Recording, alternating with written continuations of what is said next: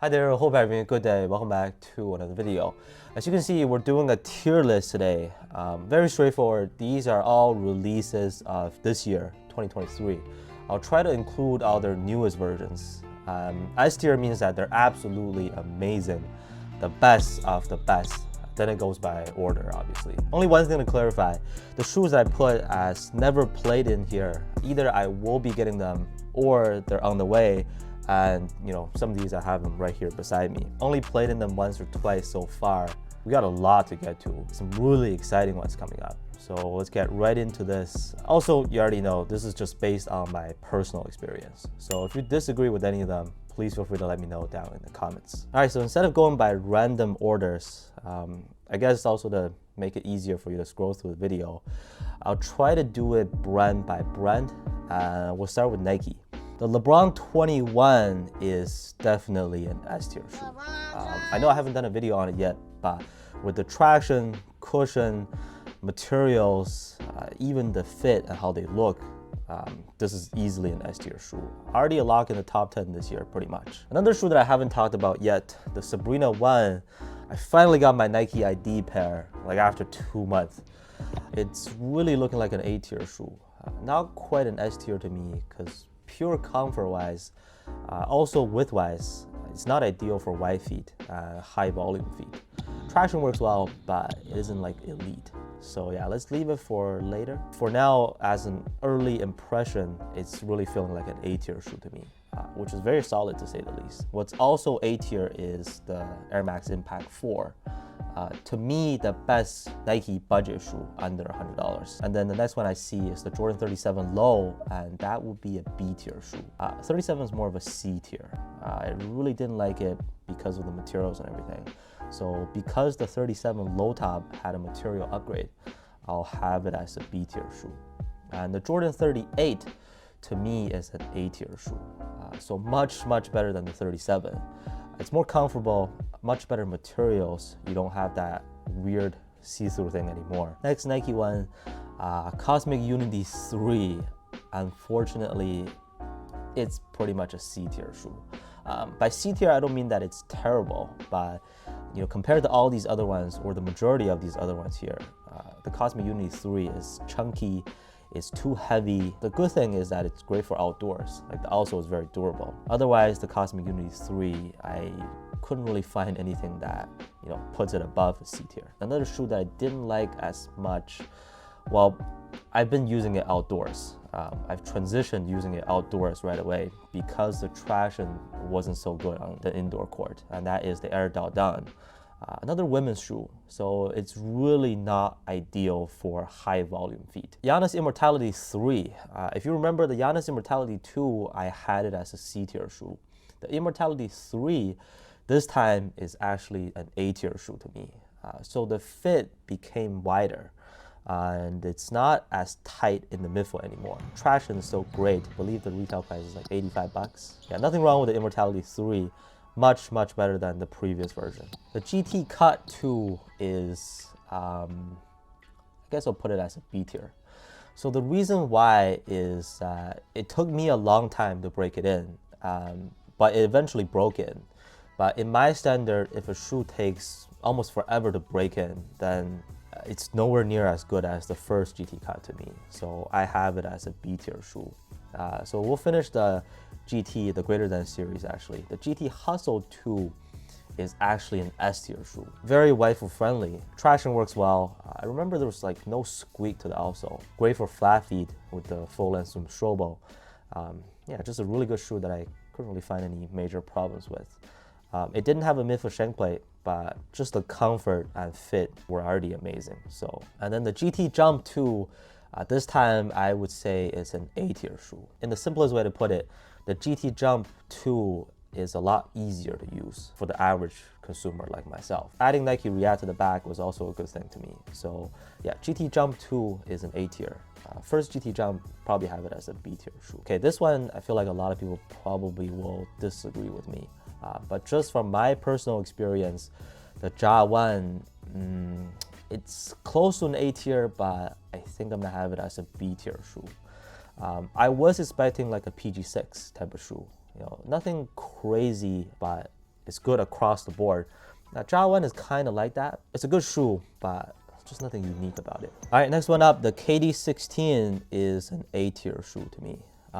Pretty fun to play in. I really like how the forefoot gives you a nice little kick when you're like going up for a rebound. It's just a really good experience playing in them. Traction is good. Again, they will be on the narrower side, which is not surprising given how all the KD shoes are. LeBron Next Gen, I also have as an A tier shoe. So compared to the LeBron 20, I do like the 20 a little bit more. Overall comfort is there. Materials are fine. Witness 7 to me is also close to an A tier, but I'll have it as a B tier shoe. It's kind of like right in the middle, kind of in an awkward pricing. Compared to the Giannis Immortality 3, Air Max Impact 4, I would take any of those two as a budget shoe over the Witness 7. But I haven't tried the Witness 8 yet. Actually, I probably should have put the Witness 8 on here. Luka 2 is an A tier shoe to me. Traction is great, just like the Luka 1. And the thing I can always say is that they buffed it up a little bit in terms of cushion. So slight upgrade from the Luka 1 to me. And then another A tier shoe is the Jordan 1 Take 4. Extremely light. Materials are super thin and breathable, and good traction and everything. So I'll just leave it there. And then the Precision 6, kind of similar to the 1 Take 4, also an A tier budget shoe. Also from Nike and Jordan brand, we have the Tatum 1, also in a similar way. I think it was even lighter than the 1 Take 4, but it's almost a B tier because of how bad the durability is. So if you're concerned about that, or if you're an outdoor player, I just wouldn't even recommend the Tatum 1. Okay, another one that I see here in basically the exact same reason is the Why Not 0.6, also an A tier shoe, also a very lightweight, wide foot friendly.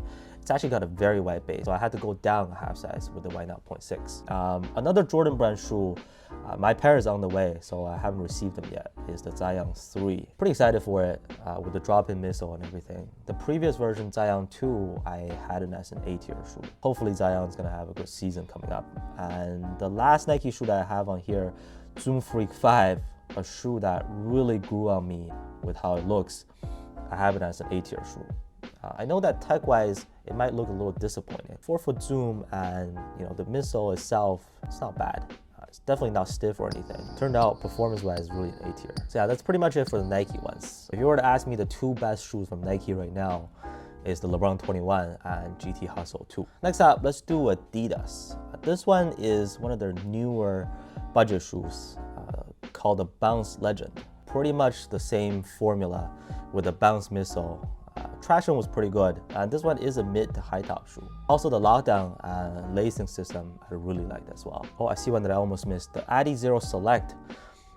For some reason they just don't sell them in Canada, so we don't have them in store. They're not on the Adidas site, but I do really want to get a pair, and I probably will eventually. And the BYW Select is also an A tier shoe. Dame 8 Extended Play. I remember the Dame 8, I had it as a B tier shoe last year, mostly because of the traction. It just really didn't work well for me on my usual dusty court. But the Dame 8 Extended Play, maybe it's also because I had the translucent outsole pair.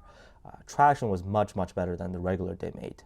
Exact same cushioning setup with Bounce Pro. They did add the strap, but I wouldn't say that increased the lockdown drastically. Okay, Dame Certified, I had it as pretty much the best budget shoe from last year.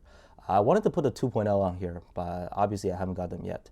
So Dame Certified is an A tier. Down issue 4, again, I think the down issue 5 is coming out soon, maybe at the end of the month in October. Down issue 4 is more of a B tier shoe. Best part about it was the lockdown. Harden Step Back 3, also easily an A tier shoe. Pretty much the same level as the Dame Certified. The other Harden shoe, the main signature one, the Harden Volume 7, is an S tier shoe. That puffer jacket design was awesome. Very comfortable. It is going to be a heavy shoe. So if you like something that is super light and fast, that's not going to be the Harden Volume 7. But otherwise, Light Strike plus Boost, they got that sock color and everything. Harden Volume 7, hands down S tier shoe to me. Okay, another great Adidas shoe. I think I did a video on this very recently. Son of Shy 3.0.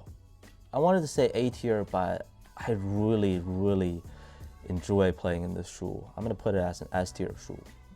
It's very waifu friendly. Traction is great. My pair had a semi-translucent outsole, and the materials are pretty nice and soft, surprisingly. And then the Trey Unlimited, I'm gonna say B tier because the traction on my usual dusty gym was just not the best. And then the main Trey Young shoe, the Trey Young 3, I have that as a B tier too. Also close to an A tier. The new type of midsole that they did was actually pretty nice and bouncy. Lateral stability isn't really the best. And it had a lot of heel slippage. And to give you a reference, the Trey Young 2 last year was pretty bad to me. Trey Young 2 was easily a C tier shoe. And I think that's all for the Adidas ones. Okay, next up we're gonna do Way of Wade and Li-Ning shoes. Obviously Li-Ning has so many more models, but I think I do have all the Way of Wade shoes. 808-3 and 808-3 Ultra. So what's interesting here is that the regular version is easily an S tier shoe. The traction is probably the best from all these pairs that I have here on this list. It's also very waifu friendly, very comfortable on feet, and just easy to use. 808-3 Ultra is more of an A tier shoe, but because of one specific concern, that is the upper materials, like the oxygen colorway on my pair. I've used it more, and it started to fold really awkwardly on the lateral side. So it was pinching against my feet a little bit. I can really see the pinching from the materials bothering some people. So just for that one particular concern, instead of an A tier shoe, I'm gonna have the 808-3 Ultra as a B tier. Regular version is for sure my recommendation after all this time playing in them. All City 11 or All City 11 V2, actually both the V1 and V2, I would have it as an A tier shoe. Also A tier is the Fission 8. Super breathable materials, great for outdoors, also is very durable. So I've been using it primarily outdoors. It's also like very bouncy in the heel, so that's good too. Their budget shoe, or the D'Angelo Russell shoe, Ice Blood V2, objectively speaking, I'm gonna have it as a B tier shoe. Really lacks cushion, so that's probably the main issue with it. But if you want something that is extremely low to the ground and something that is pretty minimal, Ice Blood V2 is a great option. So similar with the Shadow 4, but I think I have the Shadow 5 on here because I should be getting them in hand very soon. So Shadow 5, I haven't received them yet, but Shadow 4, if I was to put them on this tier list, Shadow 4 would have been an A tier shoe. JB1, the Jimmy Butler shoe, I think some people might disagree with me on this one too, but I have it as a B tier shoe. Dust pickup was kind of an issue. I don't know how the foam also lasts on an outdoor court. Stability isn't the best, and because these two are both at the highest level in terms of price, I would take the Way of Wade 10 over the JB1 any day of the week. And another amazing shoe from Li-Ning is the Li-Ning 3 V2. Again, it just gives you everything you need. I pretty much couldn't find any weakness in them. Li-Ning 4, I should be getting them, but I'm just kind of waiting for a low top. Son of Flash is also an S tier shoe. Good for outdoors, good for multiple positions and playing styles. Very easy to use and pretty affordable too. Sonic 11 is an A tier shoe. Similar to the Fission 8, I think both of these use like a cool shell upper. Great traction, also a similar shape to the Fission 8 too, if you think about it. Speed 9 Ultra, also the Speed 9 Premium, A tier shoe as well. Ultra to me is better than the Premium because of the huge upgrade in the cushion. Speed 9 Premium was kind of stiff, but Ultra uses full length boom and you can really feel the difference. So cushion had a huge upgrade. One more Li-Ning shoe on here. They're actually on the way to me. I should be getting them anytime within the next few days. Yushuai 17 low, so I'll leave it on there. Pretty excited to play in them. When I think I missed the CJ2, CJ McCollum signature shoe. So I haven't done a video on them separately, but my pink pair, traction actually started to become worse over time. Like dust accumulates, it's pretty hard to wipe off, and I did have some heel slippage on it too. So CJ2, I have it as a B tier shoe. And next we'll do Puma. All Pro Nitro is the best Puma hoop shoe right now, in my opinion. So I have it as an S tier shoe. Super fun to play in, no major weaknesses. And the MB3, I'm actually gonna have it as a B tier shoe this time.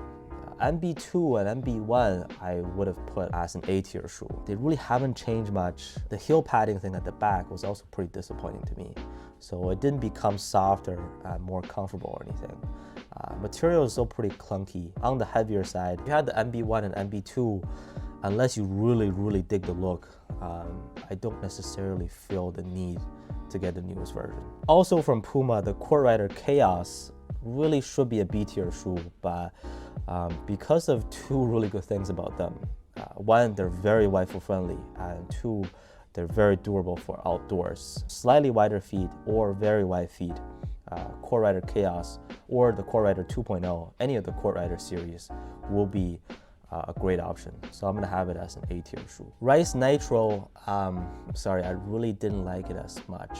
It's pretty heavy. The good thing is that it's very bouncy. Stewie 2, I have it as a B tier shoe. This is pretty much like a low top MB2, and the MB2 does have a low top itself. TRC Blaze Court, I'm really leaning towards putting it as an A tier shoe, but I think I'll also have it on B tier. Again, with a lot of these shoes, it really comes down to how good of a deal you can get it as well, right? I think that's all for Puma, and now we can do like Under Armour.